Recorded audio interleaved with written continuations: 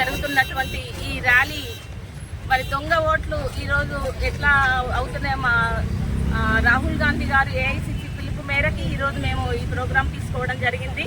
Vote చోరీ జరుగుతుందని గత 6 నెలలుగా రాహుల్ గాంధీ గారు అన్ని వివరంగా సేకరించిన డీటెయిల్స్తో మహదేవపురంలో జరిగినటువంటి ఇన్సిడెంట్ని మనకు వివరించడం జరిగింది.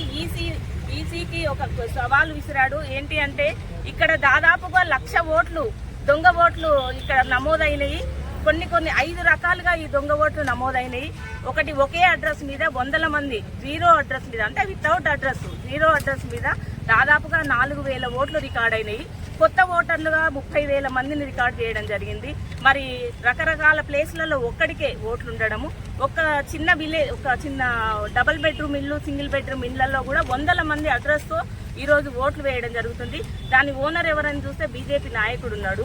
అంటే ఈ రకంగా ప్రతి కాన్స్టిట్యున్సీలో కూడా దొంగ ఓట్లు అనేది నమోదు చేయడం జరుగుతుంది. దానిని బేస్ చేసుకొని అంటే అన్ని ఆధారాలతోనే రాహుల్ గాంధీ గారు ఈరోజు మాట్లాడడం జరిగింది. ప్రజాస్వామ్యంలో ఓటు అనేది మనకు ఒక ఆయుధం లాంటిది. అది ఎంత గొప్పవాడైనా ఎంత బీదవాడైనా అందరికీ ఉండేది ఒకే ఓటు హక్కు. కానీ దాన్ని కూడా ఈరోజు మనం పదిలంగా లేదు అంటే మరి ఎవరిని నమ్మాలి? ఈరోజు ప్రజాస్వామ్యానికే తూట్లు పొడిచే పరిస్థితి వచ్చింది బీజేపీ వాళ్ళ వల్ల. సో ఈరోజు అభివృద్ధి చెందిన దేశాలలో కూడా బ్యాలెట్ ఓటింగ్ నడుస్తుంది. మన దగ్గర ఈవీఎంలు పెట్టి ట్యాంపరింగ్ చేసి బీజేపీ వాళ్ళు 3వసారిగా అధికారంలోకి రావడం జరిగింది. మరి కాంగ్రెస్కి బీజేపీకి ఉన్న ఓట్ల శాతంలో చాలా డిఫరెన్స్ తక్కువనే ఉంది. అయినప్పటికీ కాంగ్రెస్ పార్టీ రాలేకపోతుందంటే కేవలం ఈసీతో బీజేపీ కుమ్మక్కయి ఈరోజు ఓట్ల చోరీ జరుగుతుందని రాహుల్ గాంధీ గారు ఏదైతే నినదించిందో, ఈసీని క్వశ్చన్ చేసిందో, ఈసీ ఇప్పటి వరకు కూడా సమాధానం చెప్పలేదు.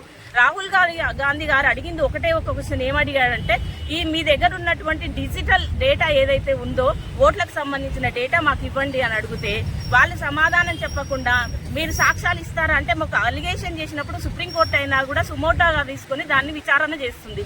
మరి ఈ విషయాన్ని, ఇంత పెద్ద విషయాన్ని, ప్రజాస్వామ్యానికి తూట్లు పొడిచేటువంటి ఈ సందర్భాన్ని మరి సుప్రీంకోర్టు కానీ లేకపోతే ఈసీ కానీ ఎందుకు సమాధానం చెప్పటం లేదు?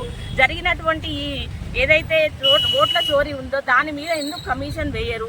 సుప్రీంకోర్టు కూడా ఎందుకు సుమోటోగా తీసుకొని దీని మీద విచారణ జరపటం లేదని మేము క్వశ్చన్ చేస్తున్నాము. రాహుల్ గాంధీ గారు కూడా ఇదే మాట అడుగుతున్నారు. సో దాన్ని వేరే రకాలుగా దీన్ని తీసుకెళ్లి మీరు అఫిడవిట్ ఇస్తారా లేకపోతే సాక్ష్యాలు చూపిస్తారంటే మేము అలిగేషన్ చేసినాము, సాక్ష్యాలు చూపించాల్సిన